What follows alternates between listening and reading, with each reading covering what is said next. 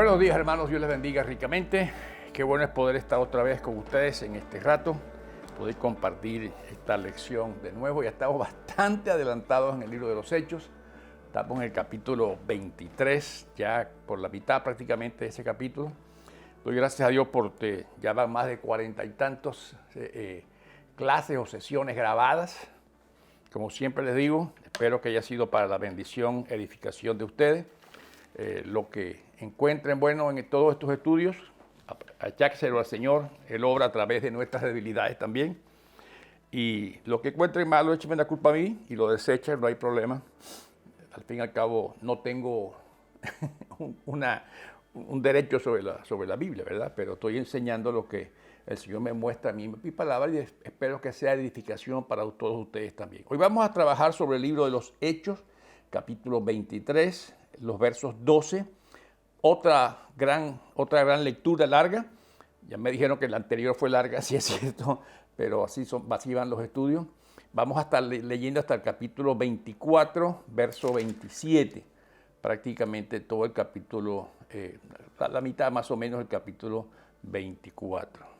23, 12 al 24, 27. Damos gracias a Dios porque en esta semana también la hermana Carmen, su esposo Mauro, nos avisó que había salido bien de la operación. Damos gracias a Dios por ello. La iglesia está orando y el Señor se manifiesta en bondad para con nosotros y su misericordia. Otras personas también se han comunicado con cargas de oración. Seguimos intercediendo los unos por los otros. Dios es el Dios de amor y de sabiduría y de misericordia, y Él es quien nos da de acuerdo a su voluntad y a nuestras necesidades también. Bien, vamos a orar y darle gracias a Dios por este rato. Padre, gracias por la bendición de estar juntos una vez más a través de este medio. Te pido que por cada hermano y hermana que está viendo estas clases, que tú les sigas guardando y bendiciendo en todo lo que haces, Señor. Tú conoces nuestras necesidades de enfermedad, económicas, de emocionales, de familia, de trabajo, tantas cosas que podemos necesitar, Señor. Pero sabemos que tú eres el Dios de amor y tu mano nunca se ha cortado para bendecir a tu pueblo. Gracias, Señor, por estas cosas, porque tu mayor bendición para nosotros es la salvación a través de Cristo Jesús, el Espíritu Santo morando en nosotros, Señor, como nuestro guía en este mundo. Y pedimos que tú uses esta lección para que tu paz, tu gloria y tu bendición sea sobre nosotros. Padre, reconocemos una vez más nuestra dependencia total de tu guía, y sin ti, Señor, nada podemos hacer. Por eso pedimos que tu Espíritu Santo use tu palabra como lo ha prometido para traer bendición a cada vida. Y rogamos por aquellos que están oyendo esta palabra y aún no te han conocido como Salvador y Señor, que tú les abras sus mentes y sus corazones para que puedan conocerte. Padre, gracias por el testimonio dejado por estos hombres y mujeres de la antigüedad que fueron de bendición y siguen siendo para nosotros. Y pedimos que también nosotros podamos ser legado para otros en todo lo que podamos, Señor, para poder ser también de guías a otros en el futuro, especialmente sobre nuestra familia, y pedimos por nuestra familia. En Cristo Jesús lo pedimos, Señor. Amén, amén. Bien, vamos a leer capítulo 23 de Hechos, versos 12 en adelante. Hechos 23, 12. Muy de mañana los judíos tramaron una conspiración y juraron bajo maldición no comer ni beber hasta que lograran matar a Pablo. Más de 40 hombres estaban implicados en esta conspiración.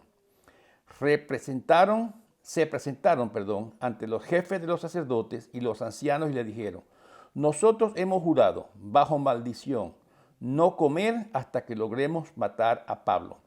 Ahora, con el respaldo del consejo, pídanle al comandante que haga comparecer al reo ante ustedes, con el pretexto de obtener información más precisa sobre su caso. Nosotros estaremos listos para matarlo en el camino. Pero cuando el hijo de la hermana de Pablo se enteró de esta emboscada, entró en el cuartel y avisó a Pablo. Este llamó entonces a uno de los centuriones y le pidió: lleve a este joven al comandante porque tiene algo que decirle. Así que el centurión lo llevó al comandante y le dijo: el preso Pablo me llamó y me pidió que le trajera este joven porque tiene algo que decirle. El comandante tomó al joven, lo llevó aparte y le preguntó: ¿qué quieres decirme? Los judíos se han puesto de acuerdo para pedirle a usted que mañana lleve a Pablo ante el consejo con el pretexto de obtener información más precisa acerca de él. No se deje convencer porque más de 40 de ellos lo esperan emboscados. Han jurado bajo maldición no comer ni beber hasta que haya logrado matarlo. Y están listos. Solo aguardan a que usted les conceda su petición. El comandante despidió al joven con esta advertencia: no le digas a nadie que me has informado de esto. Entonces el comandante llamó a 2 de sus centuriones y les ordenó: alisten un destacamento de 200 soldados de infantería, 70 de caballería y 200 lanceros, para que vayan a Cesarea esta noche a las 9 y preparen cabalgaduras para llevar a Pablo sano y salvo al gobernador Félix. Además, escribió una carta en estos términos: Claudio Lisias, a su excelencia el gobernador Félix, saludos. Los judíos prendieron a este hombre y estaban a punto de matarlo, pero yo llegué con mis soldados y lo rescaté, porque me había enterado de que es ciudadano romano. Yo quería saber de qué lo acusaban. Yo quería saber de qué lo acusaban, así que lo llevé al consejo judío. Descubrí que lo acusaban de algunas cuestiones de su ley, pero no había contra él cargo alguno que mereciera su muerte o la cárcel. Cuando me informaron que se trataba de conspiración contra este hombre, decidí enviarlo a usted enseguida. También les ordené a sus acusadores que expongan delante de usted los cargos que tengan contra él. Así que los soldados, según se les había ordenado, tomaron a Pablo y lo llevaron de noche a hasta Antipatris. El día siguiente dejaron que la caballería siguiera con él mientras ellos volvían al cuartel. Cuando la caballería llegó a Cesarea, le entregaron la carta al gobernador y le presentaron también a Pablo. Félix leyó la carta y le preguntó de qué provincia era. Al enterarse de que Pablo era de Cilicia, le dijo: te daré audiencia cuando lleguen tus acusadores. Y ordenó que lo dejaran bajo custodia en el palacio de Herodes. Vamos al 24, 21 al 27. 5 días después, el sumo sacerdote Ananías bajó a Cesarea con algunos de los ancianos y un abogado llamado Tertulo para presentar ante el gobernador las acusaciones contra Pablo. Cuando se hizo comparecer al acusado, Tertulo expuso su caso ante Félix. Excelentísimo Félix, bajo su mandato hemos disfrutado de un largo periodo de paz y gracias a la previsión suya se han llevado a cabo reformas en pro de esta nación. En todas partes y en toda ocasión reconocemos esto con profunda gratitud. Pero a fin de no importunarlo más, le ruego que, con la bondad que lo caracteriza, nos escuche brevemente. Hemos descubierto que este hombre es una plaga que por todas partes anda provocando disturbios entre los judíos. Es cabecilla de la secta de los nazarenos. Incluso trató de profanarle el templo, pero eso lo impedimos. Usted mismo, al interrogarlo, podrá cerciorarse de la verdad y todas las acusaciones que presentamos contra él. Los judíos corroboraron la acusación afirmando que todo era cierto. Cuando el gobernador, con un gesto, le concedió la palabra, Pablo respondió: sé que desde hace muchos años usted ha sido juez de esta nación.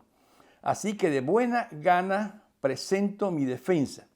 Usted puede comprobar fácilmente que no hace más de 12 días que subí a Jerusalén para adorar. Mis acusadores no me encontraron discutiendo con nadie en el templo, ni promoviendo motines contra la gente en la sinagoga, ni en ninguna otra parte de la ciudad.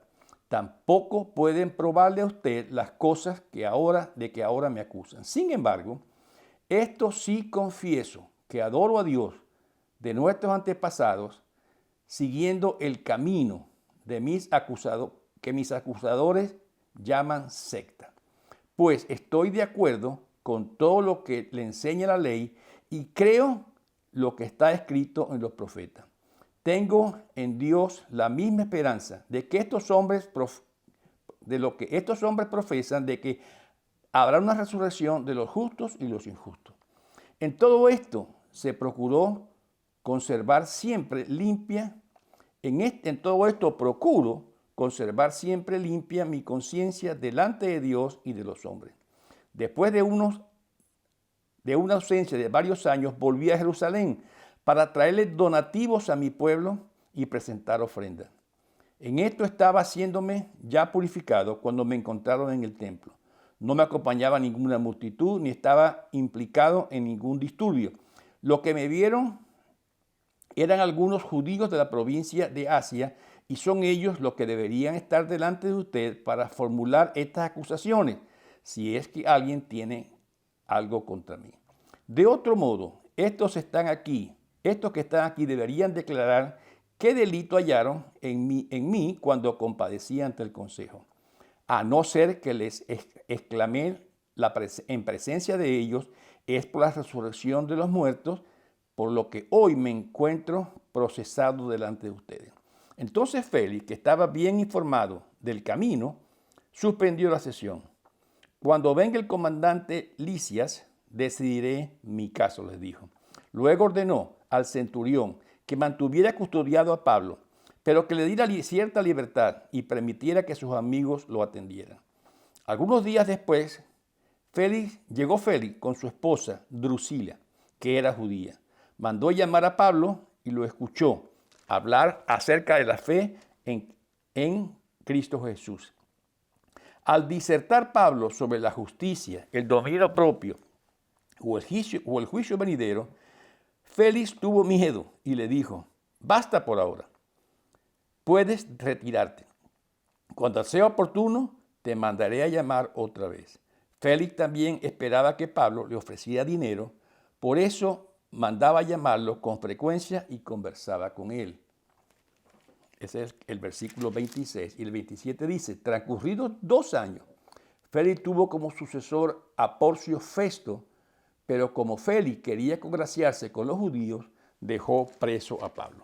Ahí está la lectura de hoy, un poquito larga, lo sé. Vamos a caminar sobre ella. Aquí vemos otra vez a Pablo ahora en la cárcel, aparentemente según ese comandante que lo apresó para su protección, pero ya tenía ahí, pasaría unos 4 años, y por supuesto quizás el mayor consuelo que Pablo estaba teniendo en ese momento era aquella famosa promesa de 23:11, donde pensaba que o le había prometido el Señor que lo llevaría hasta Roma, y ese era su deseo de ir a predicar a Roma. Pablo ahora se encuentra en Cesarea y vemos que aquí que aparece esta planificación sobre un asesinato de estos 40 hombres. No querían comer ni beber hasta que mataran a Pablo. Los pobres deberían estar un poco ya todavía, después de tanto tiempo, un poco más delgados, ¿verdad? Se planificó este asesinato, muy decididos estos hombres, como vemos el compromiso que hicieron, y este sobrino de Pablo, muy poco se habla, por cierto, de la otra familia que tenía Pablo, ¿verdad? Aquí aparece un sobrino donde prácticamente es quien le salva la vida. Algunos piensan, los historiadores, que Pablo venía de una familia muy acomodada, ya que tenía el dinero para hacer toda esa cantidad de estudios que él había hecho en toda su juventud y haber logrado esa posición. Dicen que mucho de lo que él había dicho sobre su familia misma está contenido en varias citas que vamos a ver un poco más tarde. Pero ahí vemos bien custodiado cómo está Pablo preso. Esa cita, por cierto, es Filipenses 3, 4 y 8, 4, 5, 6, 7 y 8, donde él dice que considera todo como pérdida. Filipenses capítulo 3, 4, 5, 6, 7 y 8. De ahí pueden leerlo ustedes con calma. Repito la cita, Filipenses 3, 4 al 8, donde Pablo dice que considera todo como pérdida. Los historiadores dicen que Pablo, a pesar de venir de esa familia acomodada, había dejado todo por la misión que Dios le había encomendado en Jesucristo de llevarlo. Así que vemos a este señor, este soldado, donde es mandado con una carta un poquito políticamente correcta, diríamos hoy, ¿verdad? Este hombre hace un enunciado adornando mucho la carta, por cierto, muy común en esos medios políticos. En ese 23-27 dice: los judíos prendieron a este hombre y estaban a punto de matarlo, pero yo llegué con mis soldados y lo rescaté porque me había enterado de que era ciudadano romano. Por supuesto, cambia algunas cosas de la carta para parecer él lo más favorecido posible. Lo es enviado con esa carta sumamente adornada y prácticamente sin cargos de ninguna culpa, ¿verdad? En ese verso 30 lo especifica: cuando me informaron que se trataba de una conspiración contra este hombre, decidí enviarle a usted. También les ordené a sus acusadores que pusieran delante de usted los cargos que tienen contra él. Prácticamente no lo había encontrado culpable. Y Félix, que era el procurador desde en ese tiempo de Judea, era un hombre que conocía bien la palabra. Tenía ya 3 esposas reales, y esta esposa actual, Drusila, que se nombra más adelante, era de origen judío también, y era un hombre muy famoso porque era muy cruel contra las rebeliones. Y en ese momento decidió, después de llegar los sacerdotes y con ese famoso abogado llamado Tertulio, un nombre interesante, ¿verdad? Parece un nombre de maracucho más bien. Y exponen ese caso delante de este comandante también de Roma. Y este abogado reconoce también muy políticamente la autoridad del juez, de lo que está decidiendo. Por supuesto, quiere ganar su favor y le hace el énfasis que había paz bajo su mandato, lo cual es completamente mentira. Y empieza acusando a Pablo de como esta es una plaga, crea disturbios. Y en verdad, totalmente falso. Los disturbios quizás se habían hecho en Asia, pero no en ese lugar donde ellos estaban viniendo. Cabecilla de una secta llamado los nazarenos, y que había también profanado el templo, quizás por aquellos que habían introducido gentiles al templo, lo cual también era completamente falso. Después de esta exposición tan elocuente de este famoso Tertulio, le toca a Pablo su defensa.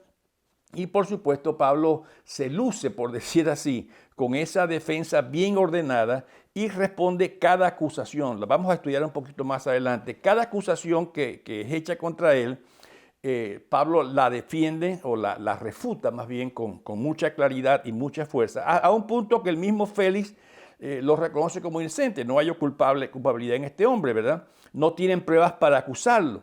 Y el mayor punto aquí, cuando dice que es miembro de esa secta El Camino, sencillamente para Félix, como gobernador romano, no le interesaban esos temas, no eran temas para él. Ellos se metían en la cuestión de las leyes civiles, pero las religiosas no tenían por qué meterse. Y ahí es donde Pablo apunta su cosa. Para él eran saduceos, fariseos, nazarenos y otra cantidad de gente que había entre los judíos, y eso no le interesaba para nada a él. La clave de esta parte de la defensa de Pablo la voy a repetir en el versículo 16, donde Pablo hace una defensa habiendo ya por lo menos presentado sus argumentos sobre lo que estaban acusándole. Hace una defensa ahora de su persona, donde dice en el 16: en todo esto procuro conservar siempre limpia mi conciencia delante de Dios y delante de los hombres. Esta es una clave, porque Pablo está diciendo: no tienen que acusarme ni por cuestiones religiosas, ni tampoco por cuestiones civiles, porque delante de Dios y delante de los hombres yo procuro, y uso esa palabra, la traducción que estamos usando, y es una palabra que viene de un término muy deportivo, donde prácticamente es como una práctica, como un ejercicio que hago continuamente y hago con esfuerzo. Me esfuerzo continuamente para presentarme delante de Dios y delante de los hombres de una manera limpia. Y va otra vez, un poquito más adelante, vamos a hacer otra énfasis en eso. Traje dinero a los pobres como una ofrenda, estaba limpio completamente, y los problemas prácticamente no existían fuera de la ley judía. Y en esa parte, repito, los romanos no tenían jurisprudencia porque no era su problema la parte de la ley judía. Los romanos cuando conquistaban dejaban a los pueblos con su religión, lo que les interesaba era que estaban bajo su dominio y que pagaran impuestos. Pablo prácticamente destruye cada acusación contra él. Ahora el Sanedrín prácticamente también lo dice en el versículo 20, no encontró ninguna cosa por qué culpable, y es cuando él trae en el verso 21 otra vez el tema de la resurrección, que sabía que era un tema muy clave para la gente que lo estaba acusando, entre ellos, lo trae ese tema y ya sabe que eso va a dividir a sus acusadores. Era una cosa doctrinal, Félix no quería meterse en eso y no quería juzgar ese tipo de cosas entre los judíos porque, repito, no era de su jurisprudencia. Y vemos que Pablo prácticamente sale a través de esta acusación también en libertad, ya que presenta una defensa muy clara. Luego lo dejan ahí del 24 en adelante, lo dejan prácticamente libre o medio preso, libertad condicional diríamos ahora. Ordenó al centurión que mantuviera custodiado a Pablo, pero que le diera cierta libertad y permitiera que sus amigos lo atendieran. Dejó esa libertad y Pablo pasa ese tiempo en ese sitio con libertad para moverse dentro del palacio, pero también con la importancia de que él tenía ahí al gobernador, a Félix, para hablarle también a su esposa. Interesante que en el verso 24 dice que algunos días después llegó Félix con su esposa Drusila, que era judía, y mandó a llamar a Pablo y lo escuchó hablar acerca de la fe en Cristo Jesús. Al disertar Pablo sobre la justicia, el dominio propio y el juicio venidero, Félix tuvo miedo y le dijo: basta por ahora, puedes retirarte, cuando sea oportuno te mandaré llamar otra vez. Interesante que Pablo presenta esa posición delante de Félix, ahora con tres temas: justicia, dominio propio y juicio. Pablo era muy inteligente para presentar sus cosas. Él sabía que estaba ante una gran autoridad y esos temas eran pertinentes para él porque era parte de su trabajo que él tenía que desarrollar. Y esto, Pablo fue tan claro que la Biblia dice que le causó temor, le causó miedo a este gobernador Félix y dijo: basta. Y por supuesto era una combinación ahí entre temor y deseo, porque el siguiente verso dice que Félix también esperaba que Pablo le ofreciera dinero, por eso manda a llamarlo con frecuencia. Perdón, es una mezcla de temor e interés. Lamentablemente quizás muy típico de las autoridades, ¿verdad? Temen, pero a la vez quieren saber qué le pueden sacar a este. Romano trajo una ofrenda para los pobres, trajo una ofrenda para la iglesia, quizás tenga más que pueda ofrecerme a mí. Así que Félix tenía toda esa confusión en la cabeza, le daba miedo lo que oía, pero también quería sacar provecho de lo que estaba aquí. Le encontramos a Lucas mostrando claramente cómo el cristianismo no era peligroso para el sistema romano. Y así lo muestra en todo el juicio que hemos leído, 21 hasta el 26. Félix había tomado a esta esposa judía y estaba familiarizado con la fe. Así que Pablo presenta esa defensa ante él con mucha claridad y describe prácticamente 6 puntos. Y quiero hacer un énfasis con la defensa de Pablo, porque vemos a un Pablo preparado para presentar defensa en dos áreas, por decirlo así. La parte religiosa a que se le acusaba y se le estaba tratando de poner cargo, pero también la parte personal, preparado para presentar defensa de su propia vida. Había dicho que nadie podía demostrar esas acusaciones, 24:13, no hay quien demuestre esto.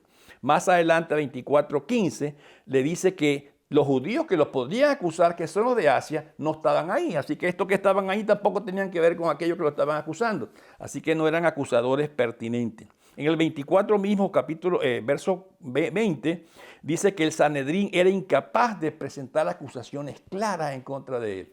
Son ambivalencias, cosas ambiguas que no estaban llegando a ninguna parte. Y para un romano, otra vez, esta secta del cristianismo era otra más entre los judíos, como ya dije, entre fariseos, saduceos y otros. Pablo también, otra vez, repito, usa su condición personal. No podía ser acusado. ni por cuestiones judías, ni por cuestiones personales. Por eso en el 24:16, que ya se los leí, él dice, estoy limpio ante Dios y limpio ante los hombres. Y por supuesto, presenta otra vez su defensa sobre el tema de la resurrección y otra vez digo, no era un tema para Roma, porque era un tema plenamente judío. Pablo abiertamente es más sagaz que el abogado que ellos habían traído, Tertulio, que debía ser bueno para que ellos lo trajeran. Y se recuerda un poco allá la defensa de Esteban antes de ser apedreado en el capítulo 6, verso 10, donde de Esteban también se dice, como no podían hacer frente a la sabiduría ni al espíritu con que hablar Esteban, instigaron a otros hombres. Versículo 11 ahora. Pablo estaba usando quizás las mismas estrategias de Esteban. Eran de espíritu y sabiduría con que hablaban, eran irreprochables. Interesante que Pablo también usa esa misma. No podían acusarlo. Y aquí nos da un buen ejemplo a nosotros de la competencia que deberíamos tener ante el mundo. No solamente en base a argumentos, repito, no solamente en base a argumentos que deben ser buenos, pero también en base a conducta. Y quizás es una de las cosas que al final voy a enfatizar un poco más. Clave, afirma una y otra vez, soy irreprensible ante Dios e irreprensible ante el mundo. Aquí lo dice en el capítulo 23, versículo 1, Pablo se quedó mirando fijamente al consejo y les dijo, hermanos, hasta hoy yo he actuado delante de Dios con toda buena conciencia. No podían negarle. El capítulo 24, 16, ya lo leímos. Y más adelante, cuando lleguemos al capítulo 25, verso 8, Pablo también va a decir, Pablo se defendía, no he cometido ninguna falla ni contra la ley de los judíos, ni contra el templo, ni contra el emperador.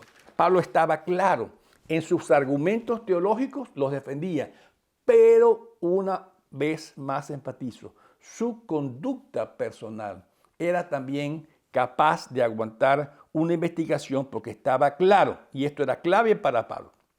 En el siglo I, por cierto, muchos de aquellos que defendían el evangelio, el cristianismo, usaban también estas dos líneas, la batalla de argumentos y la batalla de integridad o batalla de carácter. Algo que, por cierto, nos hace mucha falta hoy. Argumentos y carácter de integridad. Vemos otra vez a Félix acá ahora que no se deja envolver por este mensaje de Pablo, se deja cautivar porque le produce miedo. Y lamentablemente en esos versículos del 26, 25, 29 por ahí, él narra todas estas cosas. Y así actúan los poderosos, lamentablemente. Les atrae lo que les dicen, pero saben que tienen muchos intereses que defender. Y el evangelio especialmente de gente de poder, políticos o aún gente con dinero, actúa de esta manera. Les gusta, les atrae, saben que es verdadero, pero chocan con los otros intereses que tienen, bien sea políticos, bien sea económicos, bien sea religiosos, y por supuesto que los lleva a tomar una decisión contraria a esto. Debemos ser nosotros portadores elocuentes o bien preparados ante la defensa que podemos presentar con las palabras. Hoy nos falta mucho eso, diría yo. El mundo está preparado para acusar a los cristianos, así como estuvo preparado para acusar a Pablo. Pero Pablo estaba más preparado. Conocía al mundo, conocía de qué le acusaban y conocía cómo defenderse. Conocía sus críticas y presentaba respuestas claras. Y repito, esto nos hace mucha falta hoy. Yo diría que hoy en día a veces el mundo como que influye más a la iglesia de lo que la iglesia influye al mundo. Hay temas donde muchas veces el mundo quizás nos lleva delanteras. A veces nos hablan de homosexualismo o de aborto o de derechos laborales, de eutanasia. Son temas que el mundo presenta hoy en día que como cristianos deberíamos estar muy preparados para también hablar. Otra vez, batalla de argumentos y batalla también de carácter y de vida personal. La una y la otra son muy importantes. Por cierto, A veces se nos señala de fanáticos, de estúpidos, de otras cosas, ¿verdad? Pero necesitamos aprender a defendernos de nuestras acusaciones, ser calificado en esto. Y yo quiero hacer una recomendación muy personal aquí. Hoy en día uno de los escritores, teólogos y maestros de la Biblia, historiador también como el doctor César Vidal, se encuentra mucho de su información en los canales de YouTube y en Internet. Tiene un canal inclusive completo de conferencias. Y yo les animo a que si ustedes tienen acceso a las páginas de YouTube, puedan buscar al doctor César Vidal. Ahí van a encontrar cantidad de información de cómo él presenta todos estos argumentos tan claramente de defensa sobre estos temas que estoy hablando. Les animo a buscarlo al doctor César Vidal en YouTube y buscar esa información. Él no me paga nada, por supuesto, por esa propaganda. Él es un gran cristiano, un gran teólogo, lo he escuchado varias veces, he leído varios de sus libros y los recomiendo ampliamente. También hay otro personaje, el doctor Agustín Laje. Él abiertamente dice que no es cristiano de la rama protestante, no así el doctor Vidal, que sí lo es, pero un hombre también que presenta argumentos muy claros y con buenos libros. También lo he escuchado personalmente en varias ocasiones y también he leído varios de sus libros. Pero recomiendo a estos dos hombres. En YouTube está lleno de su información. Repito, el doctor César Vidal, teólogo cristiano, historiador, escritor, y tiene una lista larga de cualidades. Y también el doctor Laje, Agustín Laje, lo recomiendo ampliamente.